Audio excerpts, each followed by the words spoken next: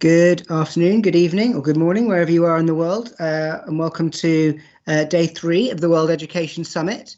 I hope everyone's had a fantastic day so far. I know I've had the privilege of being in some absolutely fascinating sessions, and I have another privilege now of hosting a session with a truly iconic figure in the field of education, Professor Ger Graus, OBE.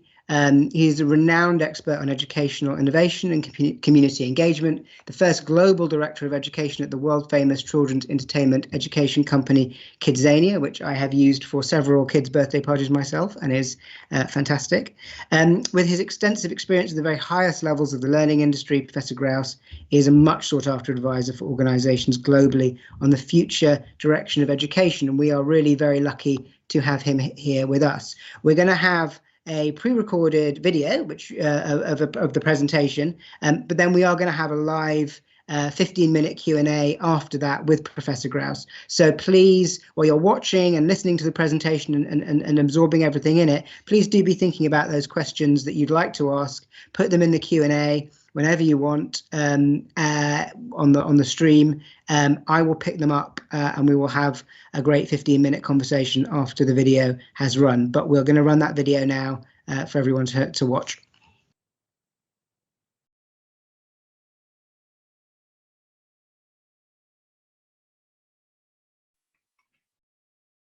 Hello and welcome to my session. My name is Professor Dr. Ger Graus, OBE, and I am, as always, delighted to be part of the World Education Summit family. And I've been asked today to talk a little bit about lifelong learning and what that means. And I can't look beyond actually reimagining education and the distinction between schooling and education. So let me start with showing a very brief video, but I think it's very important as a scene setter. Training fleas requires a glass jar with a lid. The fleas are placed inside the jar and the lid is then sealed.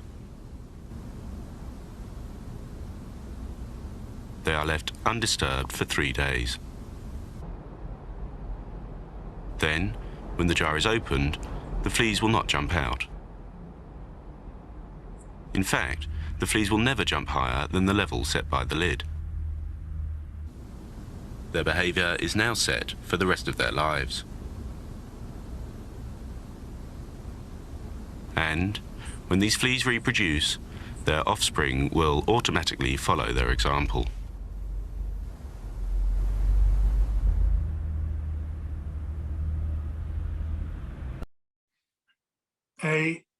A video that I use quite a lot because I think it is very good at setting the scene as to where, certainly in schooling terms, and perhaps as a consequence also in education terms, where we are at. And I always like to use the example of my 2 daughters. My eldest daughter is 26, my youngest daughter is 16. My eldest daughter is a pre-iPhone child. My youngest daughter was almost born with an iPhone in her hand. They are markedly different. They live in quite different worlds. Those 10 years is an enormous gap. But if I look at what they experienced at school, what they were taught at school, and how they were taught at school, there is actually almost no difference whatsoever. So we're in this thing where we have a changing world, a rapidly changing world, but the definition of insanity applies. We keep doing the same things and we're expecting different results.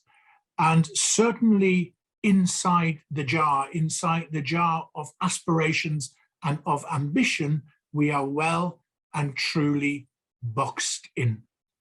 And those are the things that we need to consider when we talk about big issues like lifelong learning and lifetime learning. Then we need to really consider what that actually means in practical terms. Lucy is learning. Lucy is having fun. Lucy is copying. She has a role model.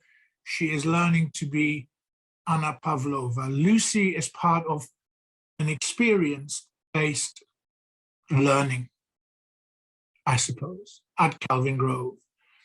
And the reason for this slide is I think we need to very clearly distinguish between schooling on the one side and education on the other side. Schooling, that thing that is Monday, Tuesday, Wednesday, Thursday, Friday for 192 or so days per year, where children are taught what effectively the government wants them to be taught.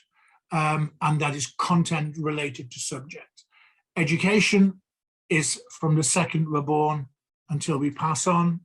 It is all our lives. It is everywhere. And its purpose is not to pass tests. Its purpose is what we want it to be. Sometimes there is no other purpose than joy and awe and wonder. And that is good too. So we need to distinguish between the two, but we also need to recognize the connection between the two. It would be very easy to argue that good schooling enhances the chances of better and wider education. Children, and indeed grown-ups, can only aspire to what they know exists. And we need to stop, once and for all, teaching to the middle. We need to recognize that all our children are different, that all our grown-ups are different if it comes to adult learning, and that they come from different places, different contexts, and that we need to shape access to provision around their contexts and not just go follow the path through the middle, the yellow brick road, so to speak, and don't deviate from it. Please deviate from it. And we as educators need to facilitate that. I wanted to very quickly go through a little bit of research, and which leads to that whole issue of personalization. And please bear in mind that whilst I'm talking here of 4 to 14-year-olds, I might as well at the same time be talking 50 to 64-year-olds, because the principles apply the same. So just as a bit of explanation for those who don't know, Kidzanias are cities built for children where they can engage with the world of work. There are about 60 work-related activities inside each Kidzania, ranging from being a pilot to being a surgeon to cleaning windows to being a mechanic to being a chef, all those things. The important bit is that once inside a Kidzania, adults are there to be seen and not heard. So it really is the children who are interacting and choosing, and Kidzanias are in many countries across the world. So what I instigated in all the Kidzanias, we started research on a very big scale, kind of 61,000 youngsters in London, over 250,000 in Mexico, etc. And what effectively we did, when you come to Kidzania as a child, you get a bracelet. The bracelet means we can trace you, so we can get hold of you in case of an emergency. But also, of course, by implication, we know the choices you make because we know where you are. So my point to the analysts at the time was, can you please tell me the first choices that children make on their first ever school visit to Kidzania? And once we had those numbers, we then contextualized those. Are those children boys or girls? Are they black or white? Are they rich or poor? Are they urban or rural? How old are they? Which country are they from? And then we analyzed those key findings. We did this, of course, not on our own. We did this in partnership with a whole range of universities and colleges and government offices and businesses, so that it, one, was an independent piece of research, but also a diverse piece of research in terms of it wasn't just the research of one department inside one university. And the key findings were, and this is really important, the key findings were all stereotypes are set at the age of 4. Yeah, if we use the aeroplane as an example, pilot activity, 95% boys, cabin crew activity, 90% girls. Okay. Second part was that almost all girls, regardless of their background, globally choose activities below their age range. 9-year-old girls choose 7-year-old activities. 9-year-old boys choose 9 or 10-year-old activities. There is a very clear issue of self-confidence perhaps self-esteem, but it sits in that sphere. And we need to know this. Then there's an issue of geography. Geography matters a little bit, but staggeringly, there was little difference in terms of the choices and the behaviors of the youngsters wherever in the world we were. So I'm kind of thinking around the globalization of growing up. Peppa Pig in 20 languages, and every shopping mall looks the same, and YouTube and TikTok rule. Not convinced that that's a very good thing, because I'm concerned that in terms of the who am I and who can I become, surely also must have local influences. And then finally, the issue of children can only aspire to what they know exists. I'll come back to that. Children from deprived, disadvantaged contexts choose differently to children from advantaged contexts. Children from disadvantaged contexts will not choose as their first choice the aeroplane or the operating theatre or the television studio or the radio station or the theatre. They will choose cleaning windows, making beds in a hotel, working in a supermarket, being a courier. And that conclusion means that in order to create level playing fields, in order to level up, we actually need to provide more for the children from disadvantaged backgrounds than for children from advantaged backgrounds. We need to deliberately invest in inverse proportion to socioeconomic status. That is leveling up, focused on the individual child.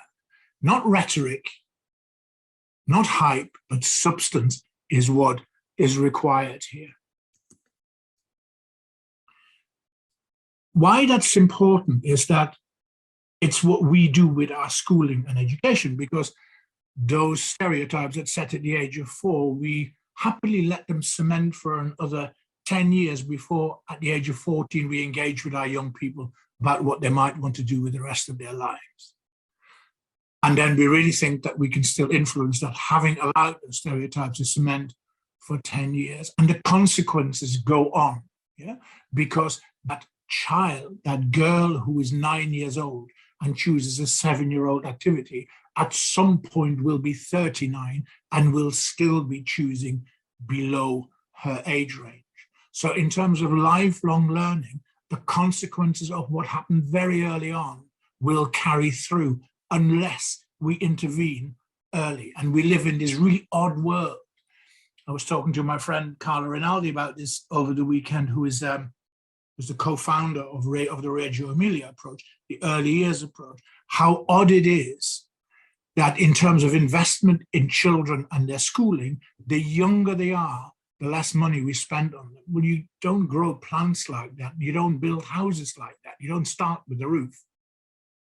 You start with the foundation. So we have a fundamental issue to address here, which is the value of early learning and early fun and early play and early experiences. Key in those operations are heroes and sheroes, are role models. So the big issue about the fact that, another part of the research was basically said all stereotypes are set at the age of 4 and there is very little change between 4 and 14, begs some very serious questions about STEM education, for example. And some of the arguments that I used to get back from the politicians were, but girls now outperform boys in tests. Well, brilliant. I don't know what that's got to do with STEM, but brilliant. What it has got to do with is that when those girls then make career choices, they revert back to stereotype because they've never had the chance to engage with somebody they might aspire to be like.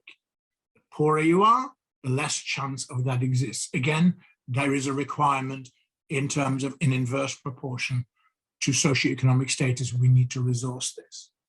And as those people get older, as they are part of that so-called lifelong learning, that pattern doesn't change. So the early intervention, again, is absolutely key. Equity, equality is not an afterthought. We need to start from that. We need to start from the child, from the young person, from the learner, and build around that, and not do the usual. It says, oh, we've got some youngsters here who learn slightly differently. We must do something about this, or there are some issues. I think we need to start from the equity agenda, not build it in afterwards. And I think we need to recognize that experience is everything. I ask children all over the world, why do you go to school? I get the answer far too often, because I have to. That's a really sad answer. But if we can align what is being taught in school with experiences out of school, then it's the bridge, the purpose and the why answers that will help us establish a better learning and better learners. And we need to teach the politics of hope. Schooling and education, I talked about earlier, we are in danger of having well-schooled young people, a well-schooled population that is ill-educated. And some of the cynics might say, and conspiracy theorists might say, that that's deliberate and it suits political agendas.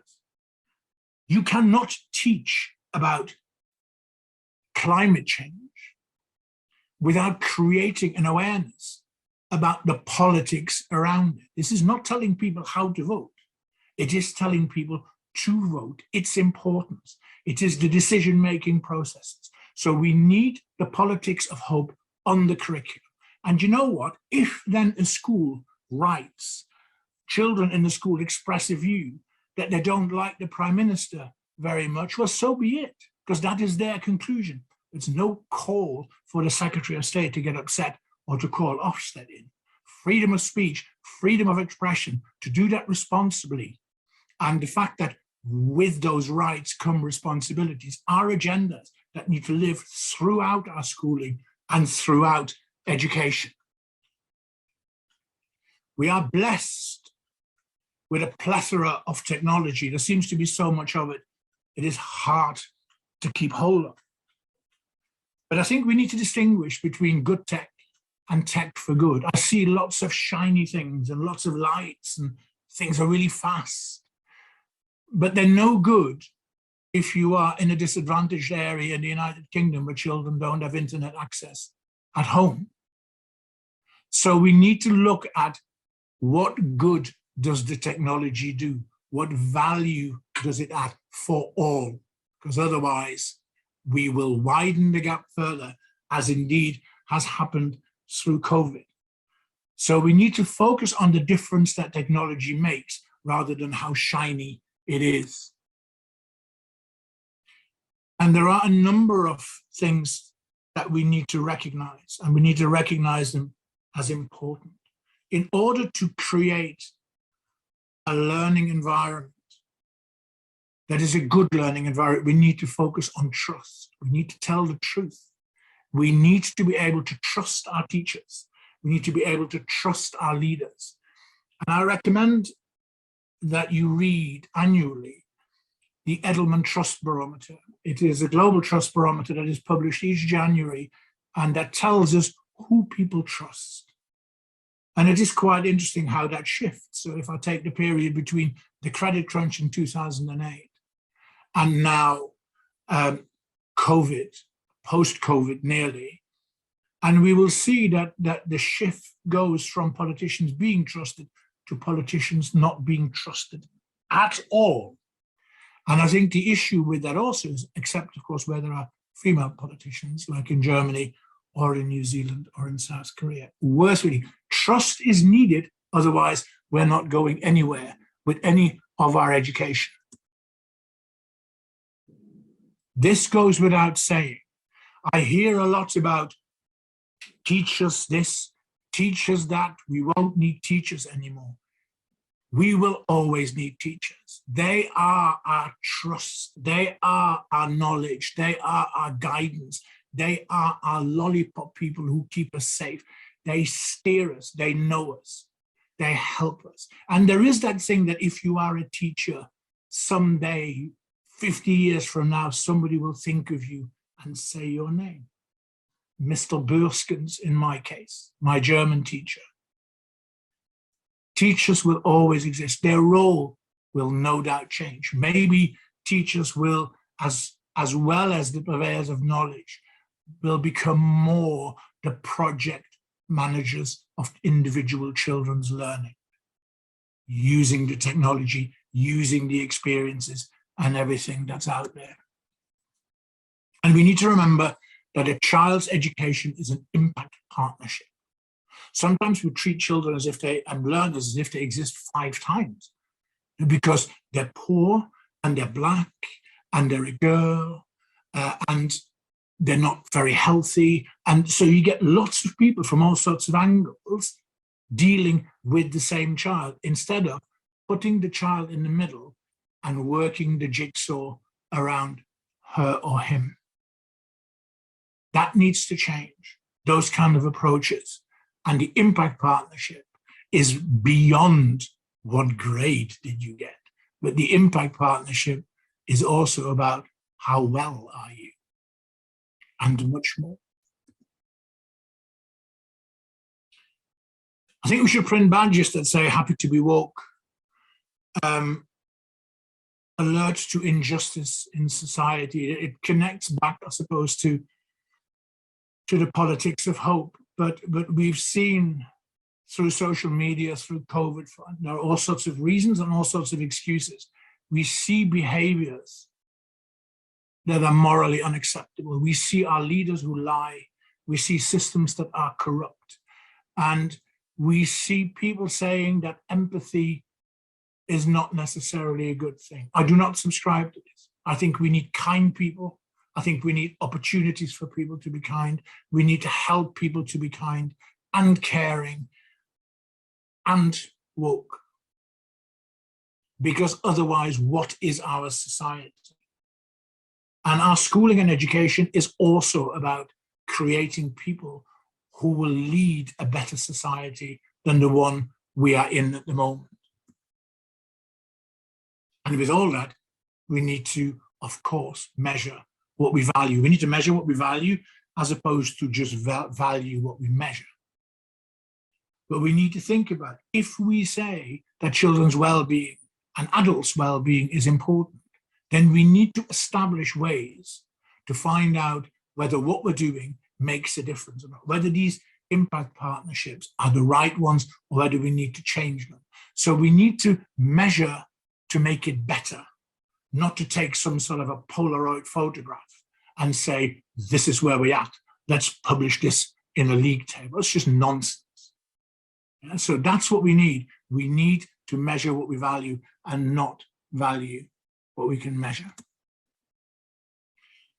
And on reflection, my 2 daughters and my son, what is it that I would really like for them? 2 of them are adults now. They are in that lifelong learning process, post-university, but they're in jobs and they're learning there, and they're learning about all sorts of other things as they travel and do things. And I suppose what I really want for them is to be able to cope with unexpected items in the bagging area of life. Rather than panic and hide, to be able to address it and deal with it positively, assertively, kindly, with expertise where it's possible. And if we set ourselves the target that what we want for all of our learners, young and old, is to better cope with the unexpected items in the bagging area of life, I think that would be a really good measurable target. So that is what I want for my 3 children.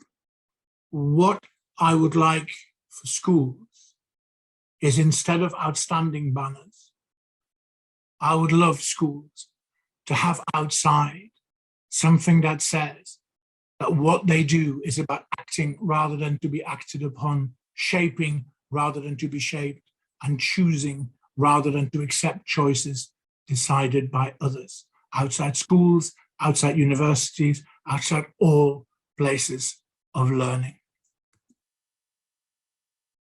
And then the bits that says this is not easy. There are no ready-made, off-the-shelf, oven-ready solutions. We have to work at this, and it will be different whether you are in Rotherham to whether you're in Southampton. but collectively, as members of the impact partnership, the education impact partnership of learners, old and young, we can make that difference. Do I have an answer? No. Can I be part of the solution? Yes. And I think we all have a role to play. Every child, every learner is everyone's responsibility. And that's it, really. We'll take some questions afterwards. We'll talk about it, but I hope that it kind of set a scene that the one thing we can't do is continue as we are and expect different outcomes. That bit will not happen. If we want better outcomes, we have to, as education impact partnerships, focused on the children, serving the children, being accountable to the children and the learners rather than to the system, then we will achieve that. And then there's one final thing. It's taken us since the 1944 Education Act to get it this wrong. This change will not happen within the lifetime of a parliament. This is nothing to do with patience. This is something to do with change. Good change takes time. So I'm looking for some brave people who are prepared to go beyond when is the next general election. Thank you ever so much for your time, and see you soon.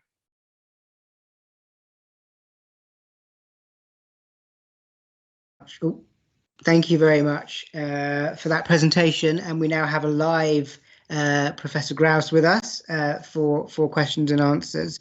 I mean, a lot to think about in that presentation. My first question, I guess, goes to the very startling information, which I've seen before from your Kidzania surveys around that sort of stereotyping that happens so young in life. You know, 4-year-old boys and girls choosing such different activities. What can schools do practically? You know, you said we don't start talking about careers till 14. What can schools do practically to address that stereotyping earlier in young people's lives? Thanks, Sam. Good to be with you. I think let me give you some very practical examples, because I think what we mustn't do is overcomplicate things, and we need to keep things simple. So one of the things I did quite early on as an experiment, I suppose, at Kidzania London was I chose one of the activities which was very typically male, and it was to do with at the time a Renault Formula E car, where the youngsters learned about electric engines and pollution on the other hand, and where the end of the activity was you changed the tires on the Formula E car, and it was timed, and you wore overalls. And that was clearly chosen as a very male activity. It had 98% boys and 2% girls. So over a period of time, I literally parked a bench outside the activity and just sat there. And over a period of time, we started at 10 in the morning with 2 male members of staff in overalls. And the activity for the next 2 hours was entirely male. You could literally see the girls walk past, look in, and kind of go, that's obviously not for me. So between 12 and 2, I then changed them from 1 male member of staff to 1 female member of staff. And the dynamics changed. So the percentages went from 100-0 to 70-30. We then changed to all female staff, and the percentages went to 60-40. And we repeated that on a number of days. Now, this was not a scientific experiment, but it was good enough to kind of make the observation that actually, as a business or as a school, I've not spent any more money. All I've done is I've just put myself in the shoes of the kids who walk past and what they might see and how they might react. And I just changed things around a bit. I changed the personnel. And I think something quite similar can happen in schools. I don't think we need to grandly put posters up and point things out. But what we can do is we can invite people from our own local community in, working with other schools if that helps, and actually go slightly anti-stereotype and do it deliberately. I think we need to also engage from a much younger age. And I hate the term careers education, because one of the things I also did, I asked loads of adults in Kidzania about their careers education in school, and they either laughed loudly or expletives were used. But I don't think I ever got a positive, hooray, my career's education was brilliant. So I think we kind of need to perhaps think about an element of futures awareness. Let's just see what's out there. Let's find out what's out in our community, what other people do, and bring them in. And yes, I do think we should think about work experience in inverted commas for 8-year-olds. I can see the health and safety people fainting now and running away. But there are ways of accommodating this, because I think you bring the experience to the youngster and you let them learn rather than tell them. And I think that's a really good start. And then we will find better ways, and the schools need to share that practice. They'll come up with brilliant ideas because they have brilliant teachers. I think that the idea of the point about role modeling is a fascinating one and a really important one. I think we often talk about it purely in terms of girls. We often talk about girls need more STEM role models, etc. If we genuinely want to see a social change, boys need different role models as well. Because if you want more women in STEM, you need more male nurses, you need more male teachers. We need to rebalance both sides of the professional sort of divide. So I think role models on both sides can be really. I think if I may, Sam, also we need to see the children as multidimensional. So we often do that bit that you're either a boy or a girl, or that you're black or white, or that you're older or younger. But actually, the chances of, even in this day, of meeting a black female pilot are remote. So sometimes we need to think of it as slightly more complex, because the situations and the context of our children are more complex than just either or. And we just need to be mindful of that as we plan this. No, absolutely. One thing you talked about, and this has been a big theme of many sessions I've done over the last 3 days at the summit, is measurement. And I think there's clearly a very deep frustration that has been for some time in education, with this sort of sense that we only measure very narrow range of outcomes, what's easy to measure, etc. And it's a point you raised again in your talk. What from a policy perspective, what from a school perspective, should we be doing differently here? What practically can we do differently, especially in countries which I'm sure many viewers will have, where they do have systems that are very constrained by standardized testing and so on? I think that a couple of things about testing. So I'm not anti-testing. I just don't want that much of it. And I think it should be used to make things better, rather than produce, in old-fashioned terms, the Polaroid photograph that shows you where you are and you produce it in a league table. But I had this conversation with a group of head teachers in the Middle East not that long ago, and they were kind of so-called top schools, so they were getting amazing results, right? And I said to them, look, quite soon we will be at the point where all of your youngsters at age 16, they'll all get 9s or A stars in old money, and they'll all have 100% attendance, and they'll all be lovely and well behaved. And then how do we then distinguish? How do we then tell the difference between where they should go and what their abilities and aptitudes are?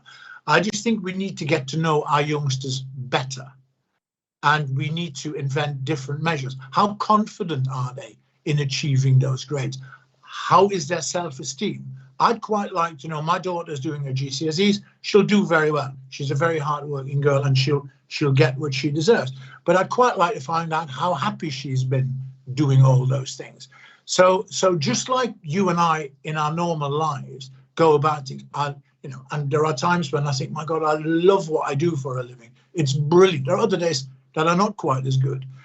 Why would we not want to find out about our children's aptitudes, about their fears, about their concerns, about how they see themselves?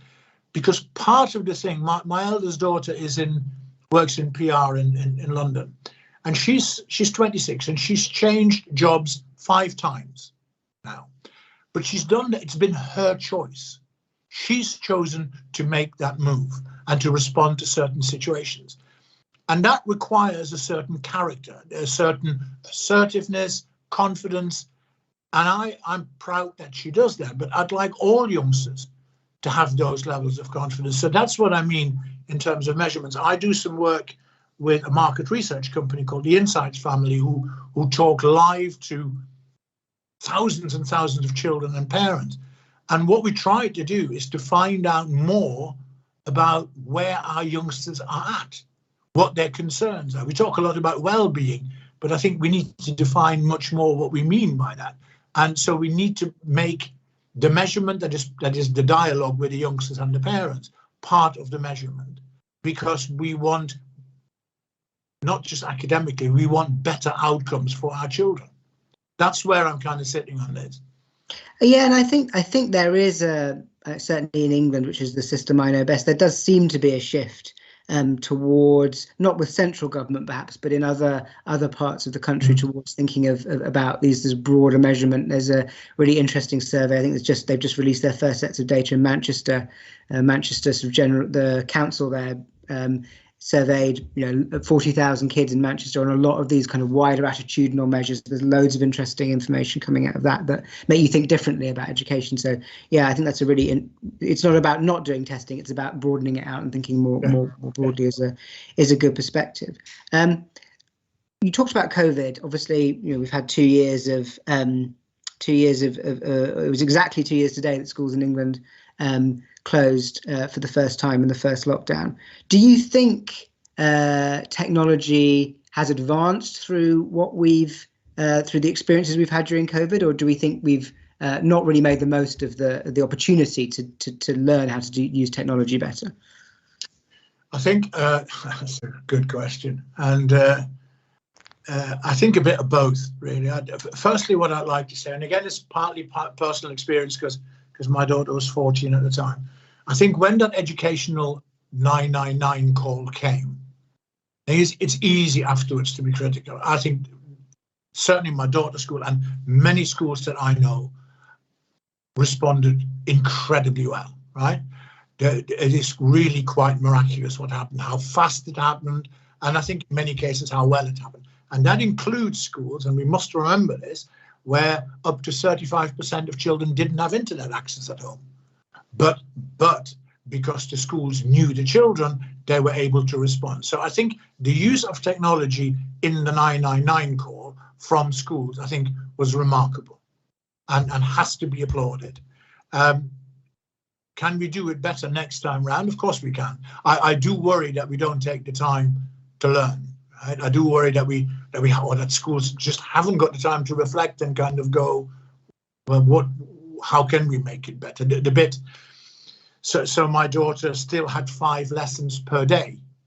They were online. Well, that perhaps you wouldn't want to do that next time round if you had a bit more planning time, because actually 5 lessons, 5 hours on a laptop is kind of hard work by anybody's standards, as we know from Zoom calls and team calls and all those kind of things. So I think there are examples of where technology in terms of schooling and learning was used extraordinarily well. I think what it also has done, and I don't hear much about this, not enough from government and other government organizations, is the recognition that what COVID did in technology terms is it shone a light on the gap between have and have not, which is becoming the gap between can and cannot. And it is not, incidentally, as simple as just, I haven't got internet access at home, I have got internet access at home. It is also a matter of, I've got my own device, I've got a phone and a laptop. And in certain families, there is one device between the 3 children. So before we do anything about more glitzy use of technology, we need to think about tech for good. How are we going to overcome this? Because if this happens again, and who is to say that it isn't going to happen again, we really should do better. And I would urge, and some of this needs to come from government, not necessarily funded by government. There are private sector partnerships. There's all sorts of things that creatively can come about. But we need to stand up and say, yes, we may be the 6th wealthiest economy in the world, but we've got some issues here. And it's all very well on the big political stage talking about levelling up. If you've got 7 and 8 year olds who haven't got internet access at home or who are sharing one laptop, then you're not levelling up a great deal. So I'd like to see the focus there first before we then talk about how good is the software, how good is the hardware, and actually how exciting we can make it. Because my final thing is, in learning terms, in curiosity terms, in awe and wonder terms, the internet is amazing. You can go places that you couldn't have dreamt of, that I as a child couldn't have dreamt of. And we need to get a reasonable level playing field whereby we can all experience that and wonder and the joy of it. And we haven't got long to get there. We need to get there soon. Yeah, I mean, I think this sort of tech for good point is a really important one. I mean, we've been talking about EdTech for certainly the entire time I've been working in education, almost 20 years now, and it feels like we're going round a bit in circles almost, in that we sort of keep discovering that we're a bit overly focused on the technology and not focused enough on how we're using the technology, but it never seems to quite get to the next step. What do you think? What do you think we need for that breakthrough? What's going to take us to that? I think we as educators need to get hold of it. So I was walking around Bet today, and it was as joyful to be there for all the usual reasons, but not least because it was the first time in 2 years that we were let out to an event like that. So that was kind of amazing. But I did stop, and you get stopped as you walk past. And my response to a number of people was, so what difference are you making then? What's the impact? Have you got any numbers or quotes that you can show us? And people soon get shy because they tell you can do your ironing as well or whatever wonderful things. I think we need to get collectively, and I think that there needs to be a joint steer again with government organisations as well, that simply says the ed comes first.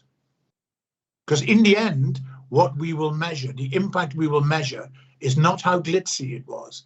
It may be how joyful it was and the awe and wonder of it, but in the end, we will measure more of the ed than of the tech. So it becomes a priority thing, and we need to just spell this out. And maybe the next time somebody knocks on our doors and tries to sell us something, we should say, show us the difference then. Show me the value it adds. And we need to drive that, because I'm getting a bit tired of all the bells and all the shiny bits without knowing where it's taking us.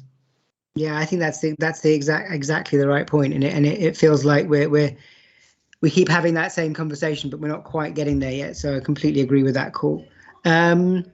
One final thing I wanted to ask about. I was really interested that you embraced the woke word in your presentation.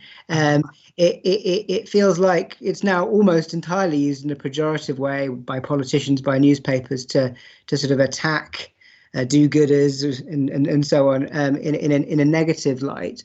How do you think, for head teachers who are sort of under the pressure of these newspaper headlines and government guidance or whatever, how do you stand against that and reaffirm the values that you want to hold as a school in the face of that negativity? I think, it was slightly provocative. I could have put empathy, but I kind of quite like woke. And I think instead of wake weeks in the North, we should have woke weeks or whatever. I think that would be quite a cool thing to do. I think dictionaries, Sam, are a wonderful thing. I use them quite a bit because they're reminders of the original meaning of words. And schools have values and mission statements and vision statements and all those things. And I can't imagine any school not having something in its values that says it's a good thing to put yourself in somebody else's shoes and understand where they're coming from, and thereby understand what their predicament is or their happiness is, for that matter, and learn from that. It's kind of kindness, really. And those who have stolen the word, they need to let go. We want it back. I think I want my children to care. I want my children to not necessarily be do-gooders, but do the right thing. And I'm sure you do with yours. And I think if we talk to any parent, nobody would disagree. So let's have that discussion with those newspapers. But if I'm a head teacher, I'll just copy the page out of the dictionary and stick it on the notice board and say to parents and anybody who comes into school, this is what we would like you to be like, because then you're a welcome guest here. It's about the tone we set. Absolutely, it's a great message. We are almost at the end of the session. There's one question we're asking to all the speakers at the World Education World Summit this year, which is, can you give us a one sentence of what you think the emerging horizon in education is? I'll quote Angela Merkel, if I may, when she let in more Syrian refugees than the UK can shake a stick at. And it's effectively, she said, we are schaffen das. We can do this. And I sense today, and through the World Education Summit and all sorts of other events and articles, and looking at your contributions on Twitter, for example, so I sense there is a mood that we can do this, and that's the hope, really. Wir schaffen das is a very good thing to hang on to. There's always a good German word for everything. This is there is. And the Germans can do it in a word. We need a sentence. Thank you very much. We've come to the end of the session. That was fascinating and great to have the chance to talk to you live as well as listen to the presentation. Huge thanks for giving us your time on behalf of all the audience. My pleasure. Thank you very much. Thanks. Bye-bye.